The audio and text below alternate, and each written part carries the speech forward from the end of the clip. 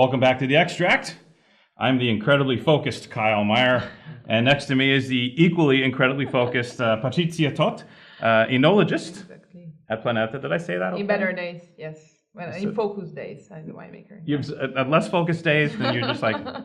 the blonde one. You're just driving around Sicily, just hanging out. Yeah, just... What are you... Sunshine. Yeah. Sunshine and happiness. But isn't that your life, being a winemaker in Sicily? Just driving around in the Maserati, eating, prickly pear gelato and sitting by the coast. Yeah, exactly. It starts in the morning when the sun sets. In a white shirt, we are walking out to the vineyard. We are touching the leaf of the grapes.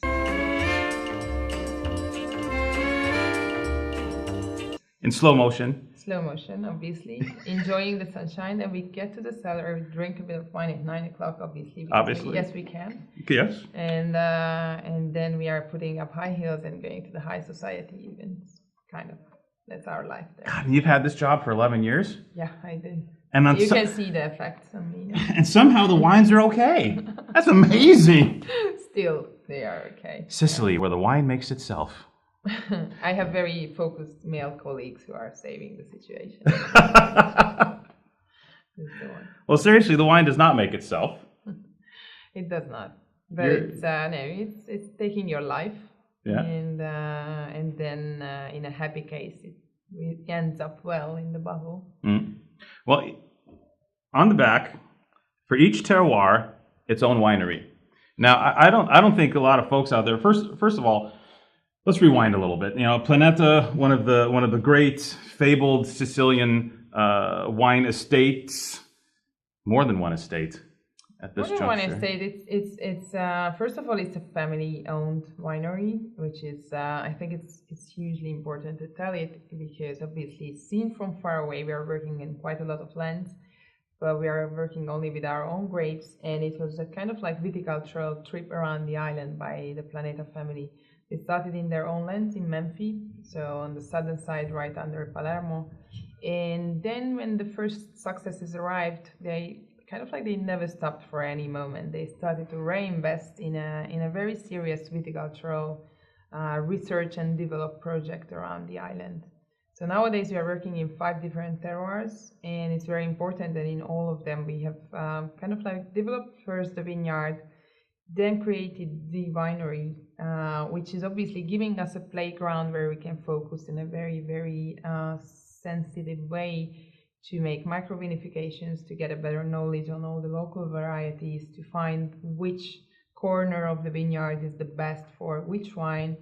So it gives us, especially from the point of view of a winemaker, a unique option to discover and to show the huge, rich opportunities what you still have on that island there. Right, because what you discovered over a period of time is first of all, how big is Sicily as an island? To drive from east to west, 4 hours. And now is that like on little windy country roads, or is it like 4 hours? No, super comfortable direct roads. No, it's we call it a wine continent, but not just because of the cheap marketing, but because while you are driving the 4 hours, you see at least 10 different terroirs in its full sense. So very different climatic conditions. Precipitation averages, if you check in on the island, they can be hugely varying. So from Noto, now it's obviously a north-south example, but in Noto it's around 250, 300 millimeters of precipitation in a year. Up in the Messina area, it can be 1,000, 1,200. And we are talking about a 2-hour drive in that case there. Right. So, but that's based on more like on elevation, right? I mean, Sicily's generally a pretty dry place. It's also the clouds which are arriving from the seaside and precipitating on the Nebrodi mountains, and then the soil factor, which is like the key factor. Sicily is on the meeting point of 2 tectonic levels. The younger one has arrived from the south, so Noto, Vittoria, these areas, the southeastern corner, are laying in this younger part, and it has pushed up the mountains, the Madonia, the Nebrodi, and obviously the Etna in the middle of it. So it's a super active, very mixed island, which can give you huge results of trying also the same variety around. But we are talking about the most important regional varieties like Grillo or Nero d'Avola. Those ones can show such a variety around the island, which is every day a fairy tale. Was that part of the whole process behind 5 friggin' wineries? That 5. Whose idea was it to have 5 wineries? I mean, to me, that's like a little pozzo. You know what I mean? It's like on the outside, it's crazy. I don't know too many. You want names for that? No. Well, let me rephrase the question. You're working in 5 different wineries. Yeah, our team is working in 5 different wineries. It's Alessio Planeta who is responsible from the family for the entire production. He has a lot of creative energy. It's his fault. Also his fault. Right. I can't say it's only his fault because I still have to go back to Sicily. But he's hugely creative, and he's also a visionary person. So I think this was something really important that he decided to do these steps on. Now we are in a moment when I think that we completed it. We have a beautiful structure of these 5 different terroirs and estates. We have an important structure to fill up now with fine details.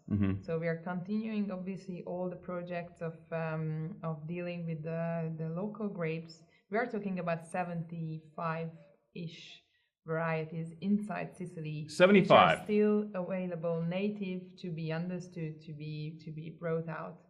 Some of them are regional, some of them are local, like the Frappato. Some of them are very much related to a place like the Nerello Mascalese or the Caricante up on the Etna. Some of them are all around, but still can show you what this island can give to the world winemaking map. So there is a lot of work to be done. Right. And I think now we have a beautiful puzzle. Now we have to get into the real fine, smooth details. And then lastly, I want to talk about, I do want to talk about Nero d'Avola, okay? Because, I love to talk about Nero d'Avola. Because for a lot of Americans, Nero d'Avola is kind of like the Sicilian grape variety. That's what we've been trained to kind of associate, although Etna's coming on strong with Nerello Mascalese, and there's a soft spot in my heart for Nerello Mascalese right now, for a lot of merchants, I think. But the Nero d'Avola is kind of like, oh yeah, I've had Sicilian wine. And it's, most often than not, it's been Nero d'Avola. But per our conversation earlier, we were talking about how Nero d'Avola was kind of made in a particular way for the market. But now that's all changing, particularly as you work through these different terroirs within Sicily. Can you talk a little bit about maybe like what the new Nero d'Avola is going to look like as opposed to what it looked like in the past? I hope it's not the new Nero d'Avola, but it's the Nero d'Avola. Okay, like got it. We would like to show what the variety can do. Sorry. Thank you for making the question, first of all, because obviously it's much easier to talk about the Etna. She is there. She's an active volcano. Yeah. She is a huge promise, I think, for the future. Yeah. But I think the Nero d'Avola story is more on it, and it's super important for the whole island around. Yeah. It is a variety what can perfectly express the differences inside this wine continent. So it's planted regionally. It has beautiful qualities. It has a lot of grape tannins, but they are already quite soft right after the alcoholic fermentation. So nowadays, I think why it's showing up even better, because people understood that it is a big variety, but you have to deal with it in a bit more sensitive way. Like a Burgundian type way with the gloves on and kind of. It's okay, buddy. No. You can have a beer with him. But, all right. What was very important, I think, first of all, here the trellis system in the vineyards gave a huge quality factor. Bush vineyards are very important from a viticultural point of view, and you have to learn how they did prune them and why then the average age of those vineyards were higher than the nowadays ones. But that's another book to be written. Mm. For the quality of the grapes, the trellis system gave a big help. You can position well the clusters. You can have a better ventilation on them, so you won't have the risk of the grape moth attacking in the middle of the cluster. Mm-hmm. Now you have healthy grapes. Also with the crop management, you understand how to keep them fresh. At that moment, you discover a variety which can go from a very fresh, young style, compact wine like the Nero d'Avolas we have in the area of Sambuca di Sicilia or of Menfi, down to Doc Noto. Doc Noto is actually the birth nest of the Nero d'Avola, is the area for the variety. It has a very interesting small porous size, chalky white upper soil. It helps a lot because this is the driest and hottest area of the island. And this is where the real nobile style of the Nero d'Avola is coming out. In the meanwhile, we passed also in the Cerasuolo area in the sandy soils where it's like super berry style of fruitiness. And I think this is a variety which obviously it was struggling for a long while, fighting with its own old image, with the rough Nero d'Avolas. But I'm kind of like never quit hoping that the world markets are opening up more and more with pure curiosity to understand what nowadays the Nero d'Avola can give. It has obviously a beautiful bottle aging capacity, but you can also find now wines vinified only in stainless steel, which are more easy, less they need less particular attention when you are drinking them. And so I think it's a beautiful future for the variety. We hope that also other producers will believe in it. You know what? You have your hands full. I have mad respect for you. Running 5 different wineries on an island, pulled away from everyone on your own little spot in the world, and making some really impressive wines from all 5 different wineries. Thank you. Well, we have to notice that we are not alone.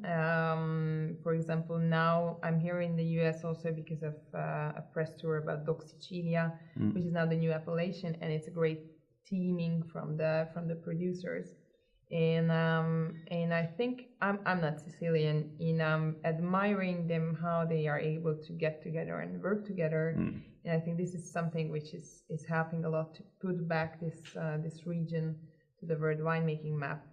And I'm working for 11 years with this family who never saved themselves from putting a lot of hard work into this whole project. And never had the doubt if to make one more step or not. But it was all planned. It's all very, very, very serious. And in the meanwhile, they're also partying hard. So it's like... Yay! Well, congratulations. Even though you hate our vineyards and you were really mean to us today. I just felt sorry for them, but I hope to stay close to them in the future. So if you give me other option to come back and taste our wine. Tristan, we got the spray thing. Can we just get her out there for a few minutes? You see, I've been gone a week, so you see what happens when I go away. The vineyard's in rough shape, dude. We just got called out. All right. No, thank you, really. Patricia, cheers for coming. This is really awesome, and a little Sicily 101 from the folks that know it better than anybody else. So it was a real treat having you in today, and exciting wines. So thanks for coming. Thank you. All right. For the attention.